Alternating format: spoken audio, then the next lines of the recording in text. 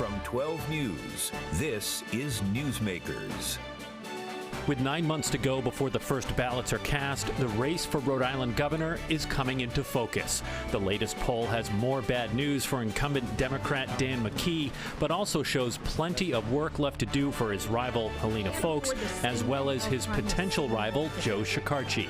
And this week, the first prominent Republican entered the race, Aaron Gukian. And I want to be your next governor. Could he get the GOP its first win in 20 years? This week on Newsmakers, we'll tackle all that and more with our political roundtable. Welcome to Newsmakers. I'm Tim White alongside 12 News politics editor Ted Nesi. And for this political roundtable, we welcome back Cara Cromwell, political strategist, and Joe Fleming, 12 News political analyst. Hello, everybody. Hello. Hope you had a great Thanksgiving. Definitely. Excellent. Let's dive in. UNH poll, as we said at the top there, was conducted. They were in the field, as we like to say, in mid-November. And I want to start and get right to these numbers now, what we say the horse race numbers in the Democratic primary for governor in Rhode Island. This poll comes with a margin of error of 5.1 points. They polled likely Democratic primary voters here. As you can see, Helena Foulkes comes in at the top spot, 29%. Joe Shekarchi, the speaker, 13%. Incumbent Dan McKee at 11%. And a big undecided number, not surprising, of course, at 42%. And look, we're going to get into a few more numbers throughout the half hour here on Newsmakers. But the headline, I think, is that the numbers are not great for Dan McKee. And Ted, I'll start with you. I understand a poll is merely a snapshot in time, but is there a potential path for the governor here? And if so, what is it?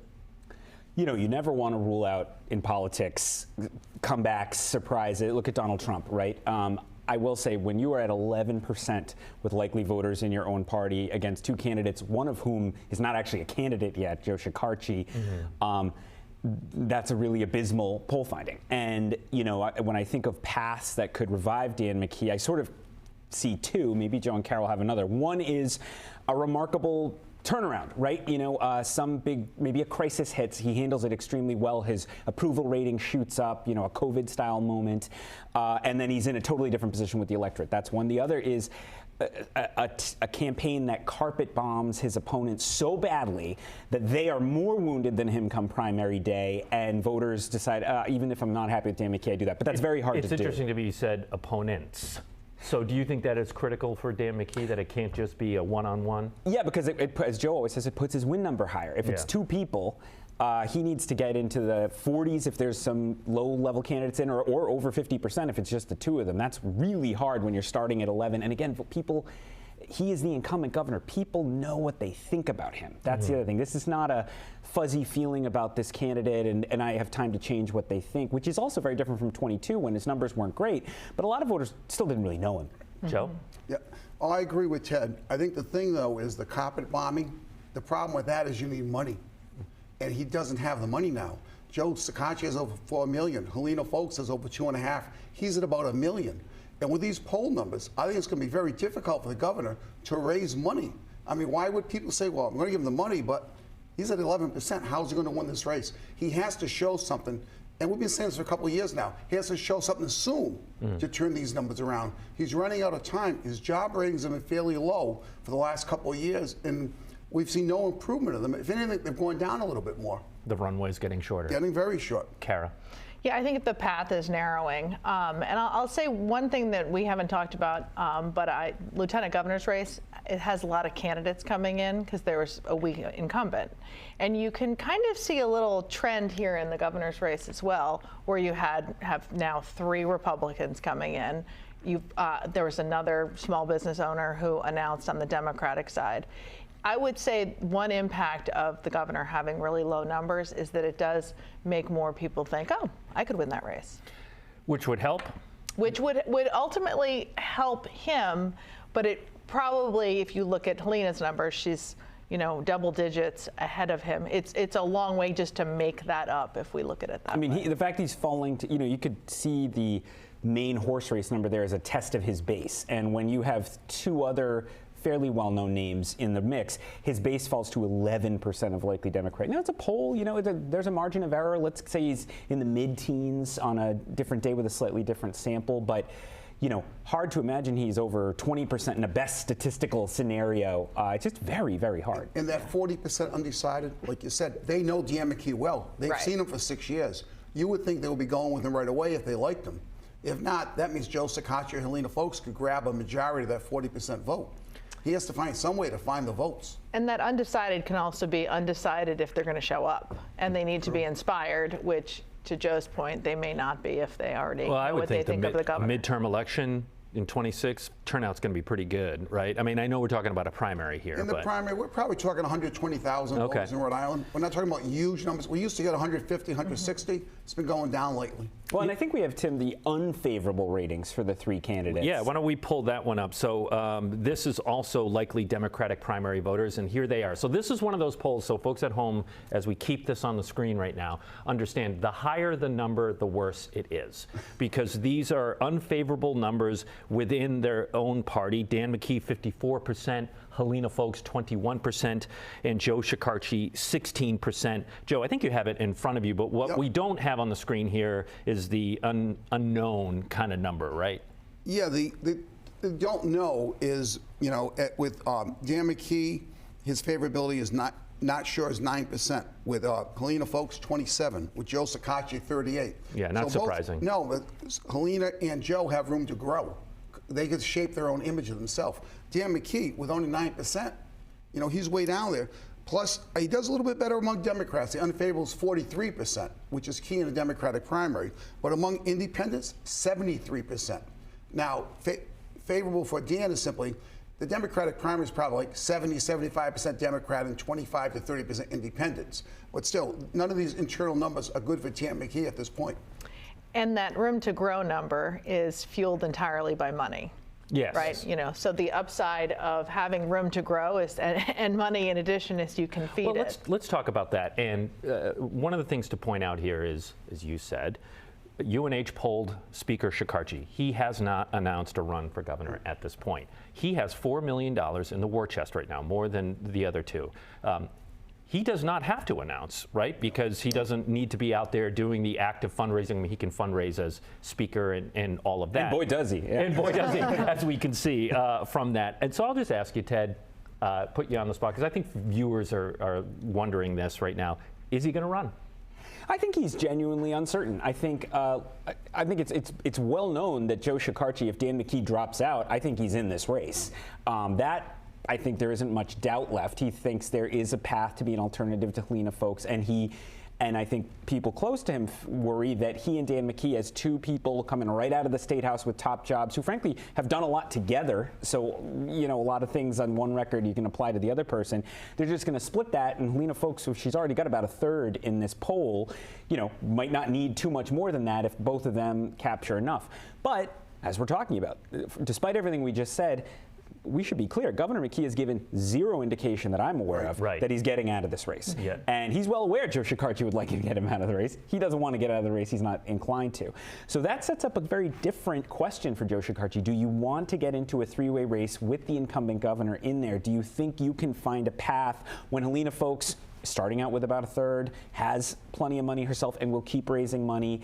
Frankly, she could raise more money off the idea she now has a well-funded, she's suddenly the underdog against Scacacci financially. We are at a commercial break, so I'm going to give you only 30 seconds to answer this. Answer Ted's question there, the calculus, Joe, for Joe Scacacci. I would think it's less than 50%. Joe's a very cautious guy. I think, like Ted said, he wants to run. There's no question about that. But he preferred Dan McKee out of the race. Now, the bigger question is, like at $4 million, the speakership has a certain life cycle. Do I want to say, okay, I'm done with the speakership and let me just go in there and see what happens?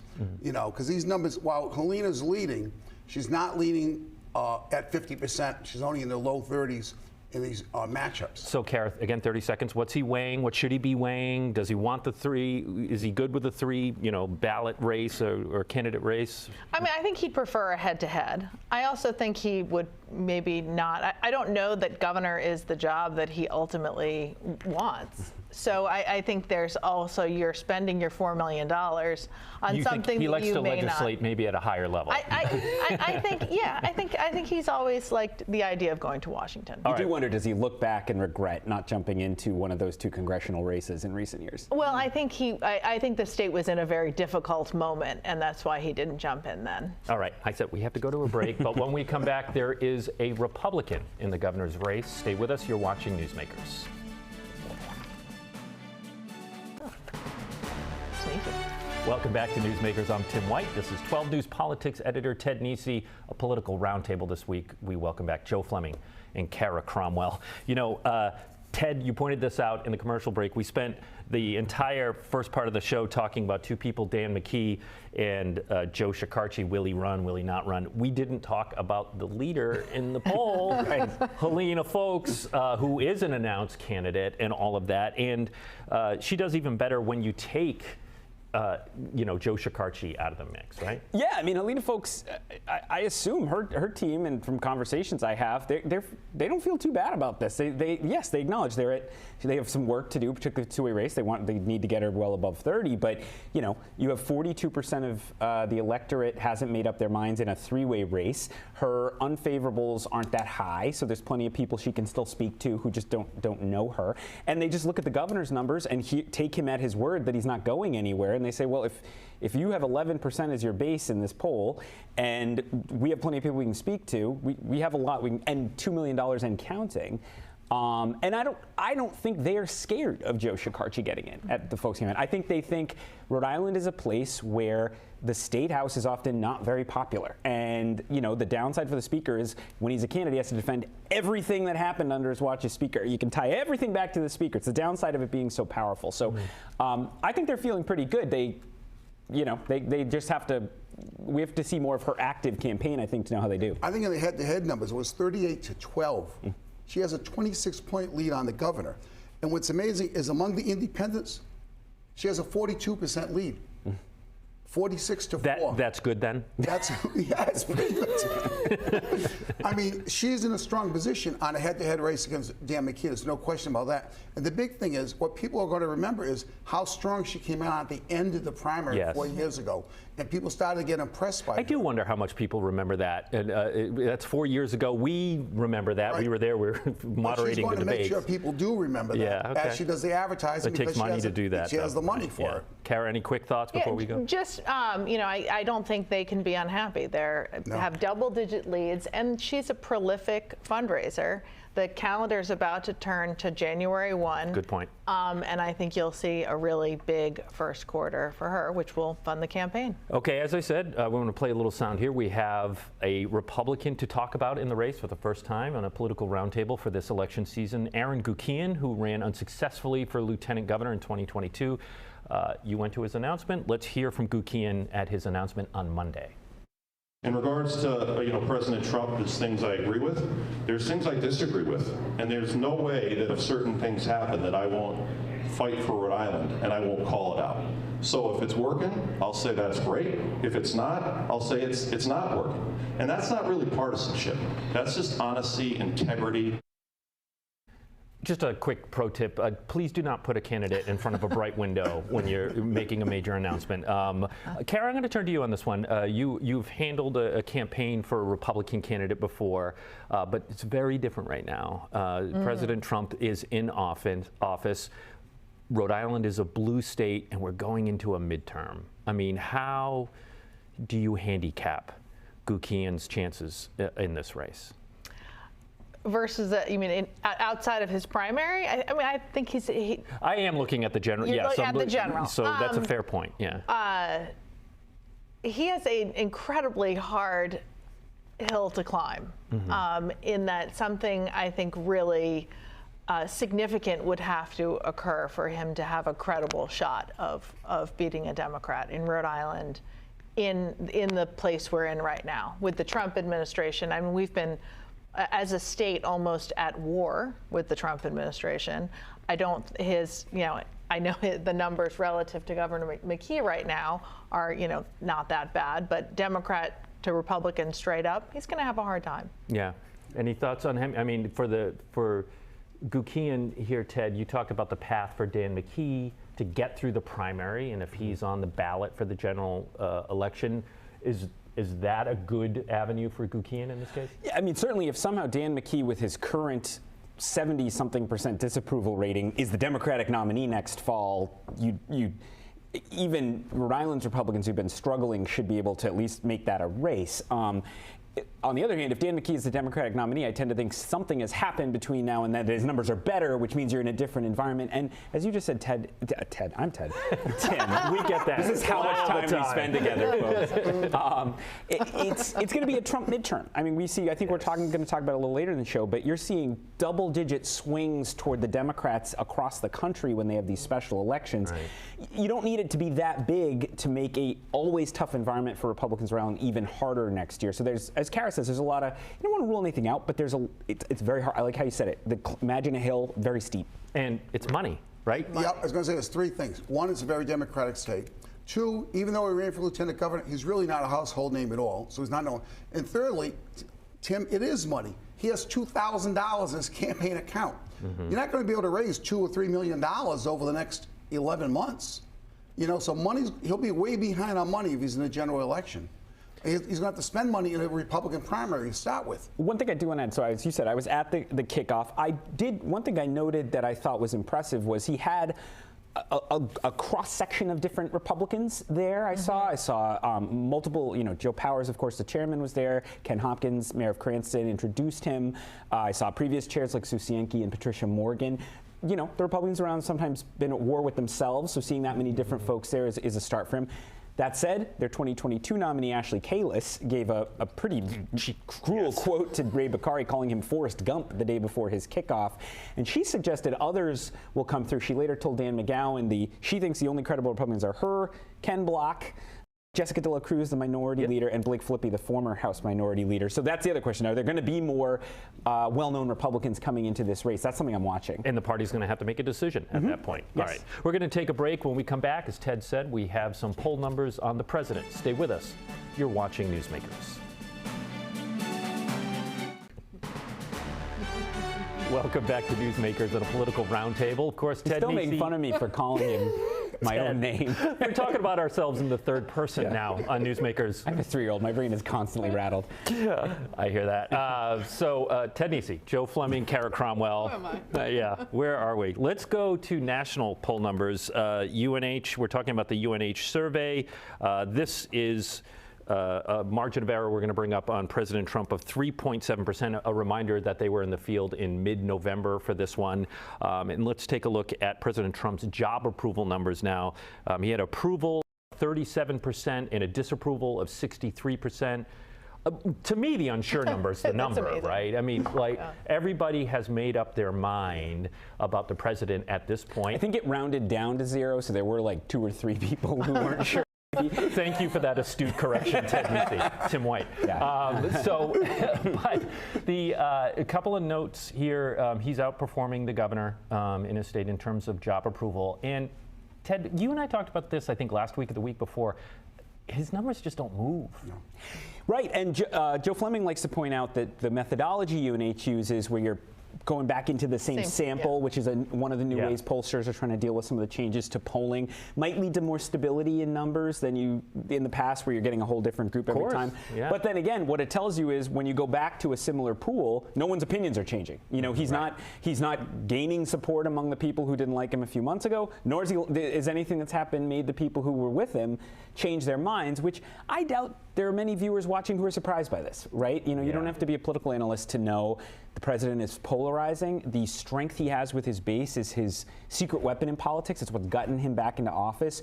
But he just doesn't really have an interest in trying to bring new people into his coalition. At least maybe he did a bit in the campaign, but not now that he's in office. His 37% is basically his base in Rhode Island. I think in the presidential election, you got about 40%, 41% of Rhode Island. Mm-hmm. I think those independents have now gone back away from him, and he's left with just his base in Rhode Island of 37%, and he can't grow it. Mm-hmm. And if I'm a Republican running, it's going to be very difficult to, walk on a fine line there without criticizing the president, but criticizing it one way, because he's not helping Rhode Island. You've done a few polls in your Just a time. I am curious for your take, put you on the spot a little, Joe, on the methodology that Ted brought up there about using the same sample. Well, I don't think they use totally the same sample. They get they text certain people and ask them if they want to be in the survey. Some people, I think, are in the survey all the time, but I'm sure that a good portion of the survey is new people in it. I don't exactly know what their breakdown is that they have. But again, these numbers make total sense because all the job ratings are very similar to what we've seen from other polls throughout the last couple of years in Rhode Island. So I think there's no question the numbers look good. Pivoting back to the statewide returns, Cara, I keep pointing out throughout the program that UNH was in the field mid-November for 4 days or so, and it is not lost on me that was at the same time or about a week out of the Washington Bridge oversight hearing where Zachary Cunha, the former U.S. attorney, had a big day there, and it had very tough questions, and so did some General Assembly members. But my point is, it put the Washington Bridge, not that they have to do it, back on the map. And do you think that informs McKee's job approval numbers? Could that timing have had an effect there? Yeah, sure. I mean, like you said earlier, a poll is a moment in time. And when it comes after something that was fairly consumed not only by the Washington Bridge, but then I think the speaker was out in front quite a bit on those hearings as well. I think it can change things. I think it also reflects kind of there is the Trump zero number is almost like there is no longer a moment in time with him, right? And this group where people know what they think, they approve, they disapprove, and I can see those numbers never changing. The McKee number could go up and down depending on kind of the events of the moment. One other thing, if we can bring Trump's number back up, because I think it's also instructive as people about how to think about politics. So you have him at 37% in Rhode Island. Clearly not enough to win an election round, whether for him or any other Republican. But 37% is a lot of human beings, right? And so I think this is what sometimes frustrates Republicans I know and around. They know many Republicans. Right. And they say, how can I know so many people who don't like Democrats, who want change, and yet we lose these elections? And it's because I think of Alan Fung, who got all the way to, I think, 46% in that race against Seth Magaziner. But those last few percentage points are never there for the Republicans in recent years around. That's the challenge. And on the Democratic side, it matters who shows up. So this goes back to money. I mean, it begins and ends with money, right? So your numbers can be not quite like that, but very influenced by how much money you can put in the race. All right, we got to go, but I want to remind our viewers that Eli Sherman has a show called Behind the Story, and this week he had on the Providence Journal's Mark Patinkin, and they talked about hazing in schools. It's a fascinating episode. You can watch it, and you can see all the times on the screen there and download our free 12 Plus app. You can also watch The Last Dawn of Providence on that 12 Plus app. For Joe Fleming, Cara Cromwell, and Ted Nesi, I'm Tim White. We'll see you next week on Newsmakers.